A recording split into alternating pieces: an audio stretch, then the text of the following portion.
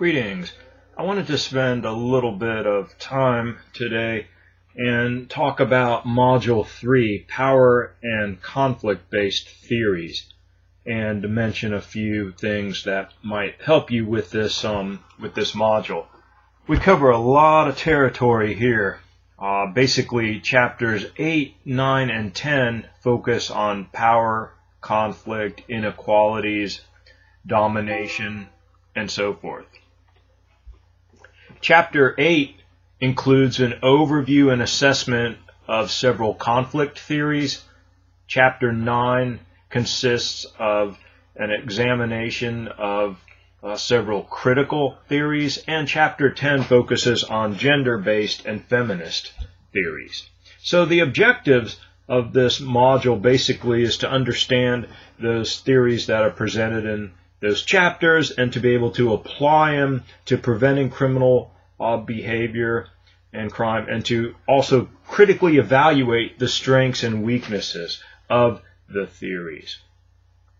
The basic activity or assignment is to conduct a comparative analysis of two research articles addressing the same crime that use any of the theories presented in chapters 8, 9, or 10.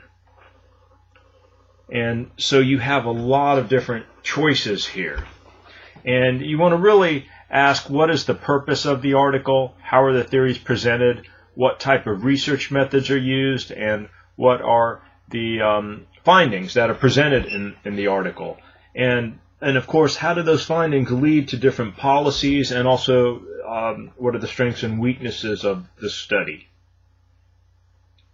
And then please post your response and respond to at least one of your colleagues. You're always welcome to respond to more than one colleague, and it's encouraged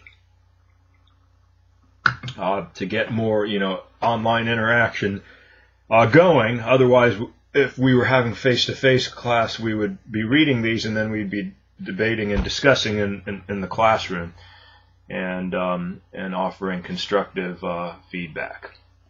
Then I have some additional materials listed on the module, kind of a basic overview on how you might do a critical review of a journal article, and then also some information on getting the journal articles, and some recommendations I have. There's really a variety of strategies. You could look in our textbook, and if you see articles that you want to pursue, then you can go to the UCF Online library journal database and download those, or you can use a search engine such as EBSCOhost or another online database and search for some relevant articles by using keywords. For example, you might put in feminist theory and let's say white-collar crime, and then postmodernism and white-collar crime, something like that. What I can tell you is a lot of the theories presented, a lot of the research that has been generated from the theories in these chapters focus on crimes, violent crimes, for example, intimate partner violence, child abuse and neglect, and sex crimes. And you can also browse online journal databases. That's what I like to do. Go to some of my favorite online journals and just see what's been published recently, and if any of those get your attention.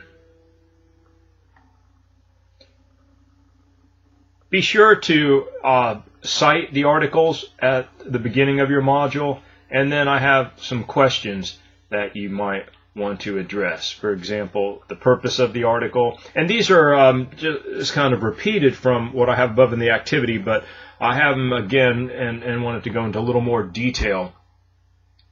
What is the author trying to explain? Why did the author do this article? What's the purpose behind it? The motivation? What are they arguing? What are they trying to get at? And then, which theory does the author use?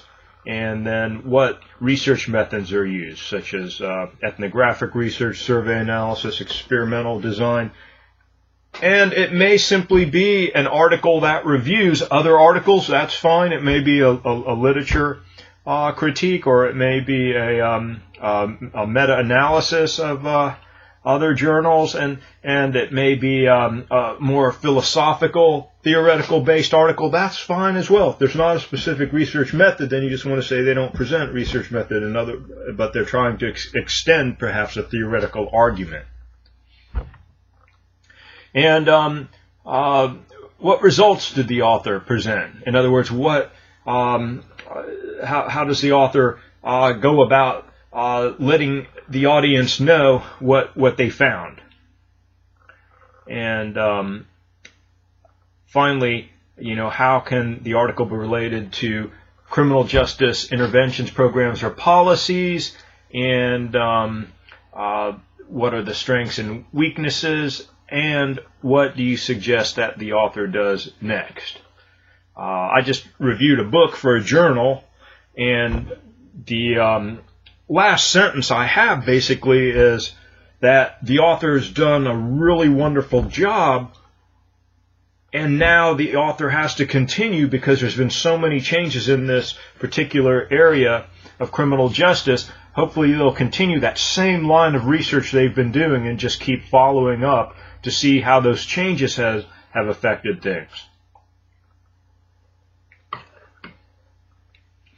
I also put in there Weiss's criteria for evaluating theories. For example, the clarity of the concepts. Do they make sense? Can you identify what the concepts actually mean? Does the theoretical argument stick together? Does it fit? Is it internally consistent? Testability. In other words, can you create hypotheses to actually test? That's the problem with psychoanalytic theory. How in the world do you test id, ego, and superego? How do you measure that?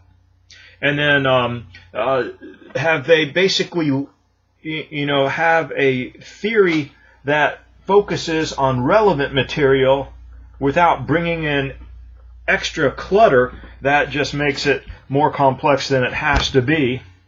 And then what research supports this particular theory and idea, and is it congruent with the other research that's been cited and been out there in the field? And I finally add, does it apply to criminal behavior or law making, for example? And that's a whole other area you actually could do. You could go ahead and you could focus on the creation of laws, how laws change, how laws come into practice, and the consequences of laws that you can compare and contrast to articles that evaluate a law that has had, for example, detrimental consequences to particular groups, for example. Additionally, there's some useful information you have direct access to through our web course. On the left-hand panel, you will see research guides, UCF library tools, and also success resources, which have online writing tools such as the American Psychological Association citation styles handouts.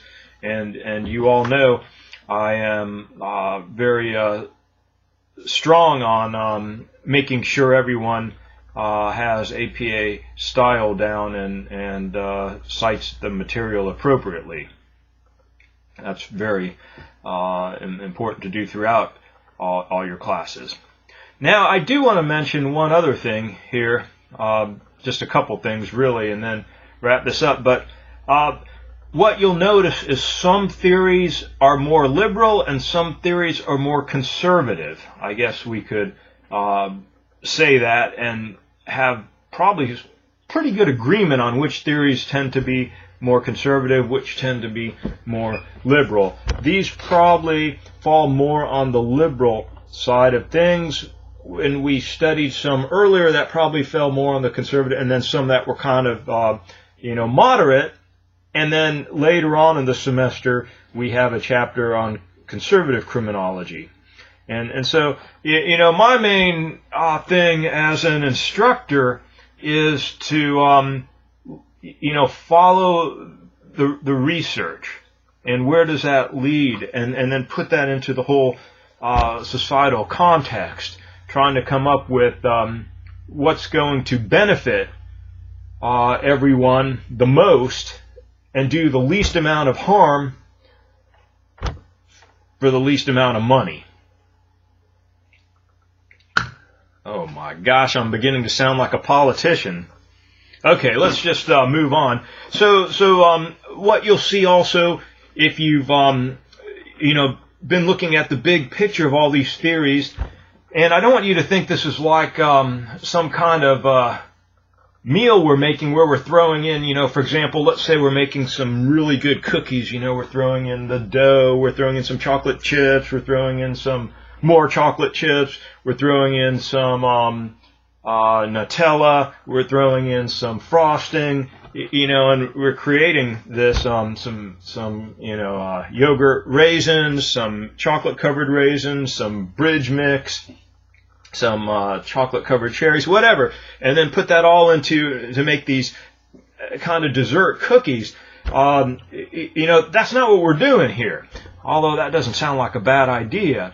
But what I want you to think about is where these theories fall philosophically and also in relationship to practice. And what I'll mention is that if you look at theories, that there seems to be almost kind of a continuum in some ways, where some theories are more focused on that the big problem related to crime is there's too much social control.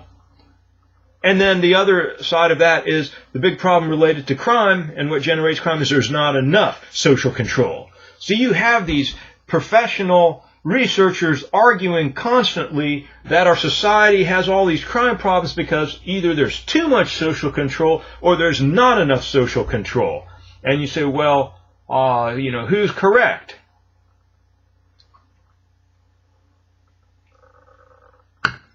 And might there be some institutions where there's too much social control and some when there's not enough social control, so you have a very unbalanced situation. So, that's kind of the situation. For example, with anomie theory, the problem was anomie. There's the feeling of being disconnected, of not knowing the rules, and the basic premise behind the anomie theory and strain theory basically is that there's not enough social control. In contrast, when we start looking at the Marxist, the conflict theorists, we see that the basic premise is there's too much social control, and that leads to alienation, which is problematic and miserable for people to experience. So they're kind of two sides of the same coin, perhaps. But I always think that's a good thing to have, and when you're looking at criminal justice theory and criminal justice policy, what are the basic premises? We're going to put the theoretical models on the under scrutiny in that sense, and begin to really look at the basic assumptions behind them. And this wraps up this video.